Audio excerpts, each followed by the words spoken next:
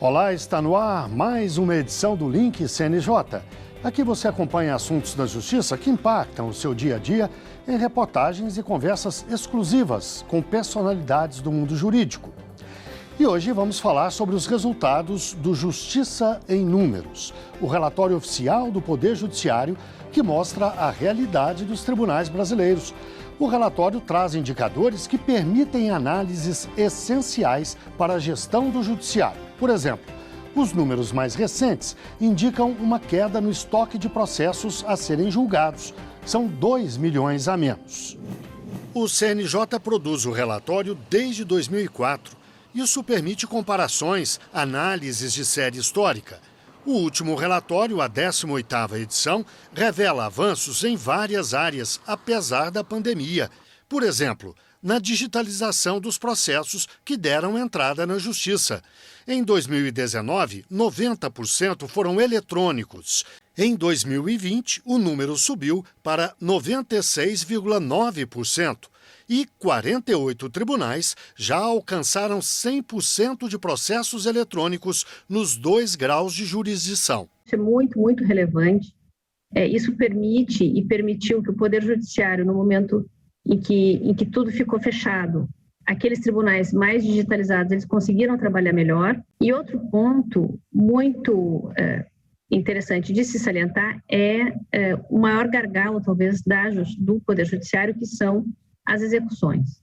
As execuções, elas representam, e o Justiça em Números de 2021 também trouxe essa faceta, as execuções, elas representam um grande gargalo, onde os processos, eles realmente demoram para sair do Poder Judiciário. As execuções fiscais ainda representam 36% do total de casos pendentes na Justiça. Mas, em 2020, o número desses processos caiu 11,2%, a maior redução desde 2009. Houve queda também no estoque total de processos a serem julgados. Foram 2 milhões e 100 mil a menos, diminuição de 2,7%. A Corregedoria atual tem uma preocupação muito grande com a questão de cada unidade judicial dar cumprimento às metas judiciais e ter um prazo pequeno de conclusão dos processos, né? Ou de conclusão é o tempo que o juiz demora para proferir suas decisões. E esse indicativo da redução do acervo demonstra que, em sua grande parte, o judiciário está caminhando bem no enfrentamento da meta 1, que é julgar mais processos do que o que ingressou naquele mesmo ano. Então, acho que o grande ponto favorável e a ser destacado nesse último Justiça em Números é essa redução acentuada no número de processos em tramitação no Poder Judiciário brasileiro. E as despesas totais do Judiciário também caíram, resultado do esforço de economia dos tribunais e também, claro, da pandemia. A queda nas despesas foi de 4,5%. Apesar da precisão do Justiça em Números, o CNJ quer melhorar os próximos relatórios. O objetivo é que eles sejam ainda mais atualizados. O instrumento para isso é o chamado DataJude. Pelo DataJude, que é essa nova grande base de dados do Poder Judiciário, a gente consegue pegar esses dados de forma desagregada. Isso quer dizer que a gente consegue, em relação a cada processo, saber que assunto esse processo se refere, qual foi o magistrado prolator, se teve sentença, se teve uma audiência, se teve recurso.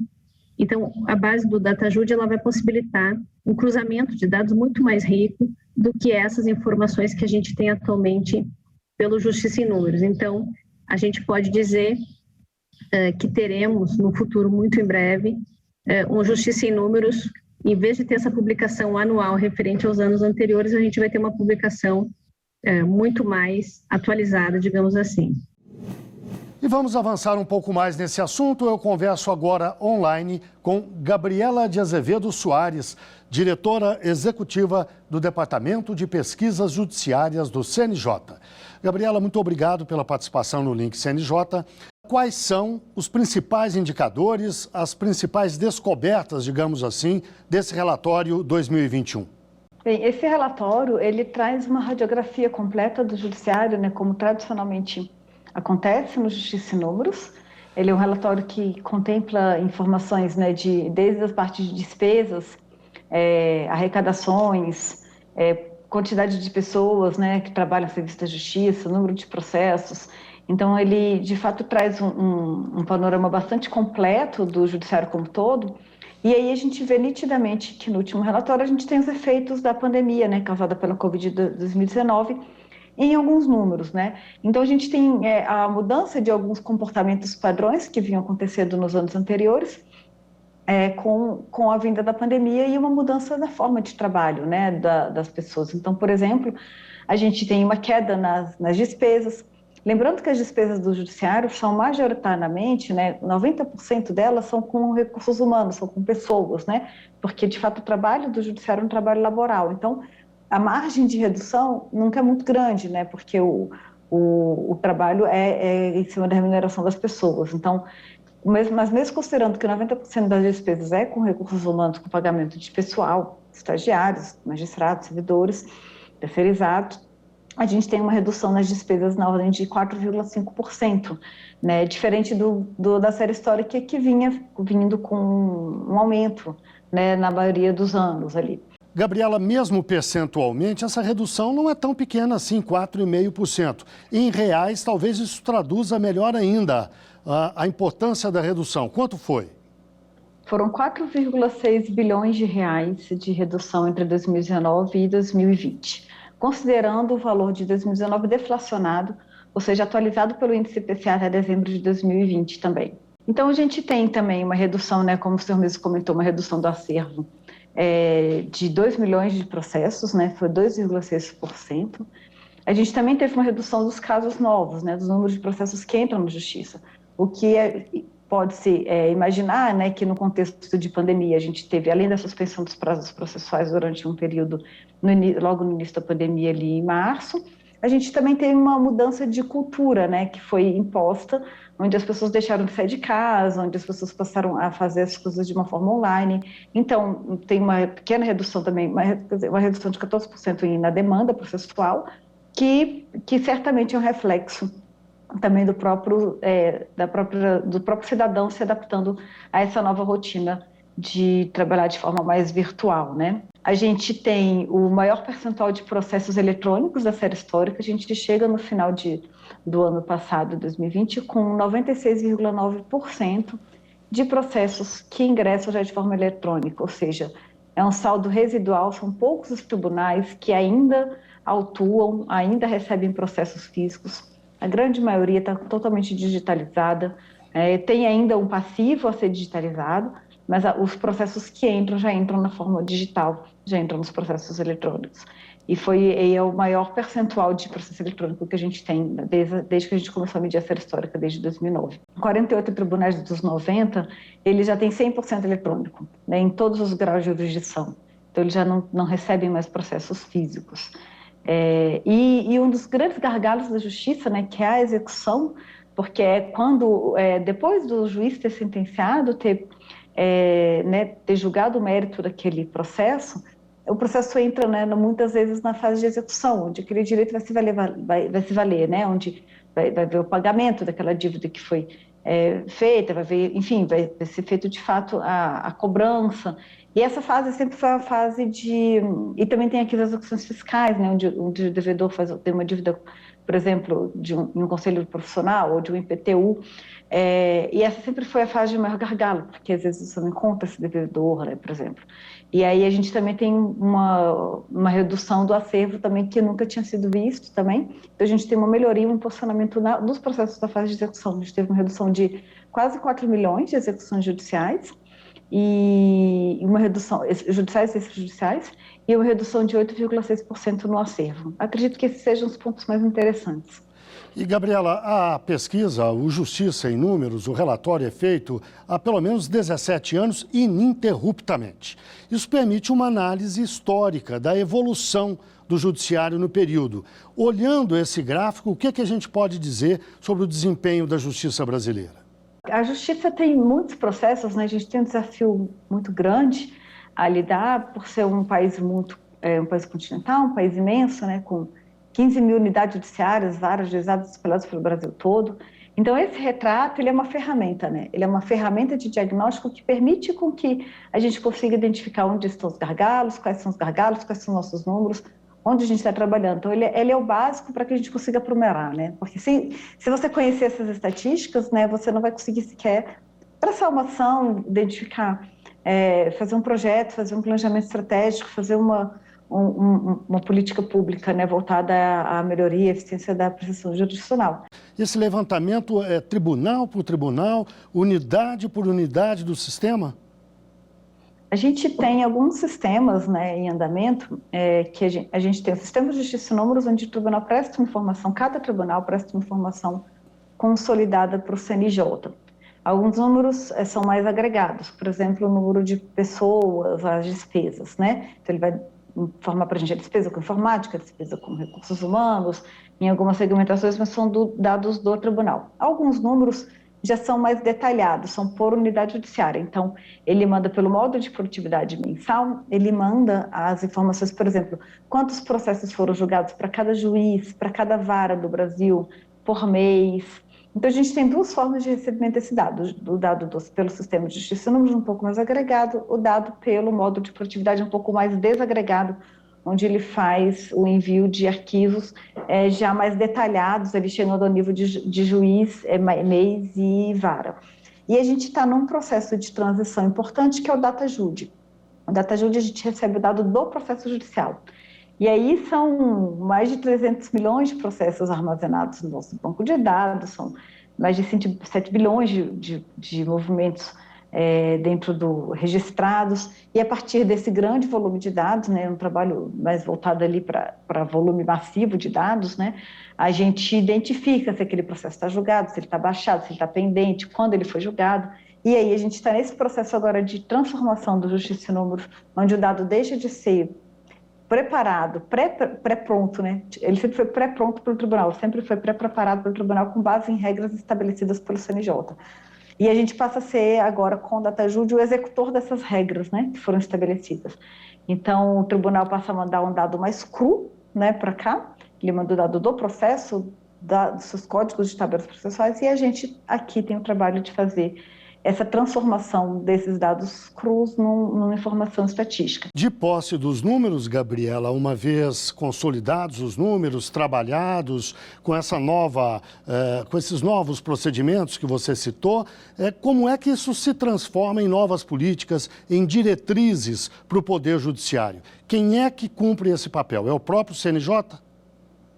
Acho que o CNJ, a sociedade, os tribunais, né, até o Departamento de Gestão Estratégica vem fazendo uma campanha muito interessante de como deve se formular um processo de política pública, né?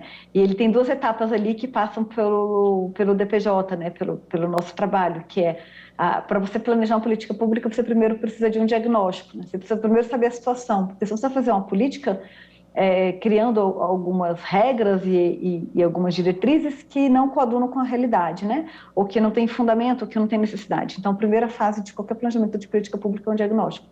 E depois, feita a política, você precisa monitorar e verificar se aquela política, de fato, tem um efeito positivo, né? E quais são os efeitos dela. Então, é o monitoramento. Então, essas duas fases, né, que é um assunto mais ligado ao Departamento de Gestão Estratégica, mas que passa por aqui, pelo Departamento de Pesquisas Judiciárias, pela geração de dados, são essenciais, né? Para você fazer uma política pública, você precisa, de fato, compreender a sua situação e monitorar a situação que você está tentando transformar. Por exemplo, cota para negros, né? Você faz uma diagnóstica que você não tem um determinado percentual, que você tem uma desigualdade racial dentro do Poder Judiciário, você faz uma pesquisa para diagnosticar essa situação, né? Estabelece um regime de cotas para tentar criar uma equivalência, e depois você monitora fazendo pesquisas contínuas, verificando o andamento e o quanto que aquele regime de cotas melhorou ou não melhorou. Não tendo surtido efeito que se deseja, deve-se pensar em outras políticas complementares para se chegar no que a gente chamaria de ideal, né? No patamar ouro ali que se deseja alcançar com a política pública. Então, por isso que é importante o diagnóstico prévio para saber, né, qual seria esse percentual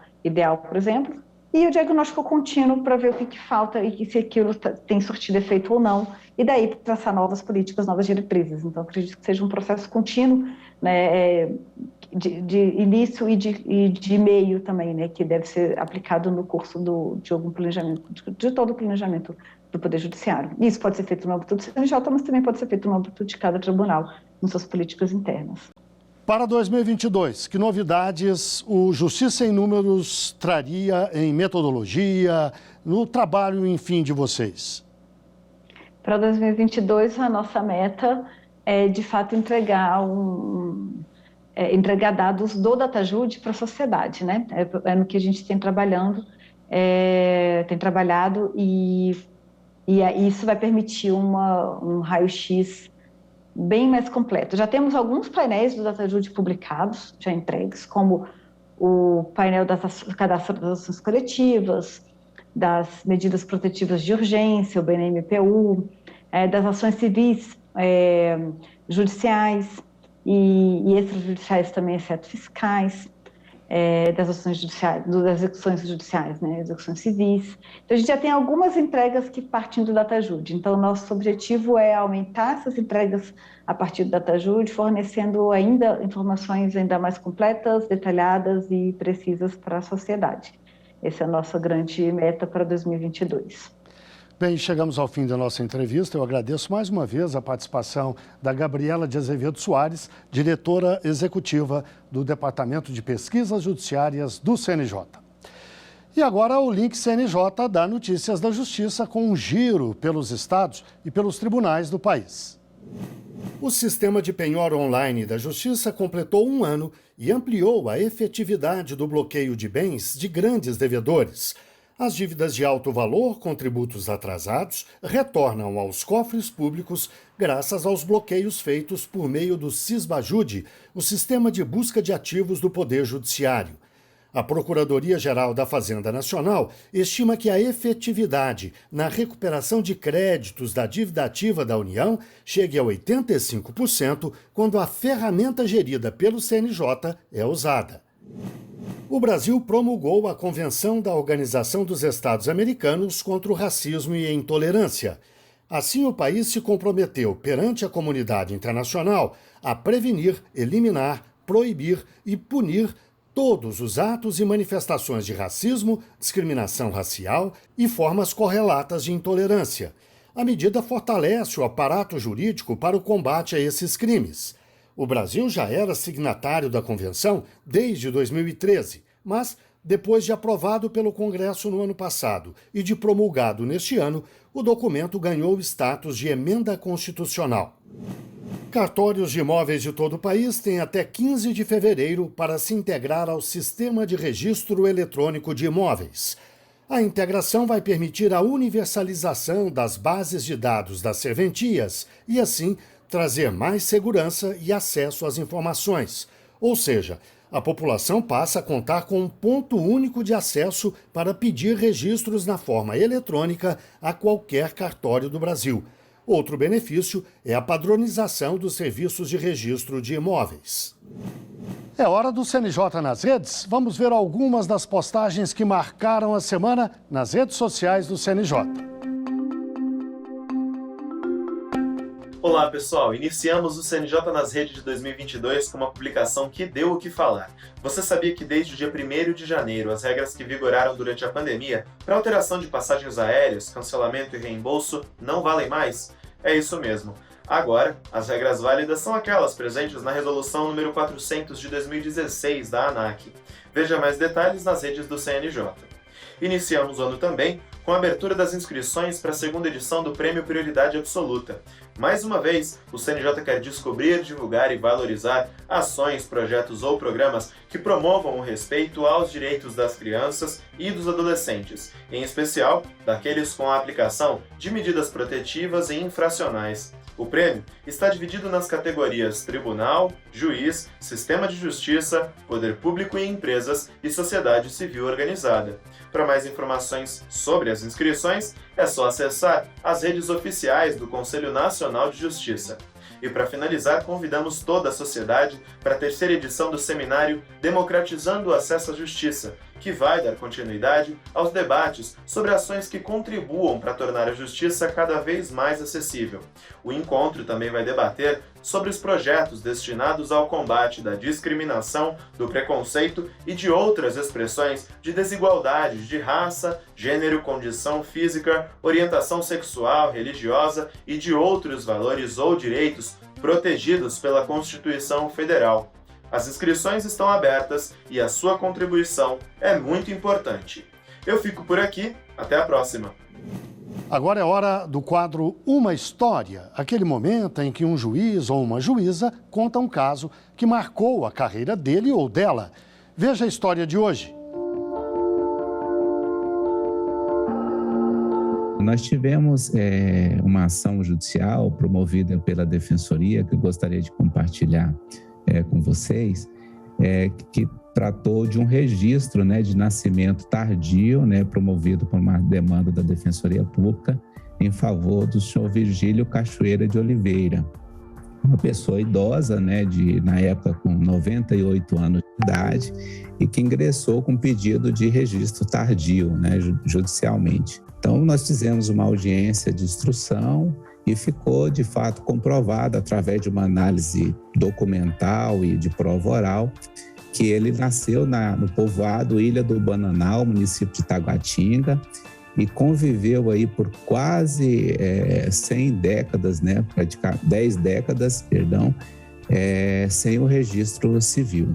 E, de fato, a ausência de registro civil, ele gera, acarreta uma série de consequências na vida da pessoa. Nós sabemos que o registro ele é fundamental, ele é o principal registro civil que nós temos na Lei 6.015, e aí ele vai abrir portas ali para que seja garantido o direito à educação, o registro numa escola, a questão de cargos de acesso a sistemas de saúde que também precisam, notadamente, desses dados para controle populacional, de mortalidade, de natalidade, e também a vida política da pessoa. Então, veja que ele perdeu aí um largo espaço de tempo, no sentido de participar da vida política, do exercício pleno da sua cidadania, que é um valor fundante constitucional. Então, de fato, foi um tema que muito nos trouxe aí essa impressão. Nós ficamos, assim, bastante impressionados e, de fato, foi um momento ímpar, na minha vida aí, de magistrada e de 13 anos de magistratura, um dos casos mais emblemáticos. E depois de a conquista vir à tona com registro, com a publicidade no cartório de registro civil, nós imaginamos que a vida do senhor Virgílio, de fato, pôde ser melhor aparelhada, com os acessos, inclusive até direitos de previdenciários, direitos sociais de todas as ordens. Bem, chegamos ao fim de mais um Link CNJ. Muito obrigado a você que esteve com a gente até agora e até o próximo programa.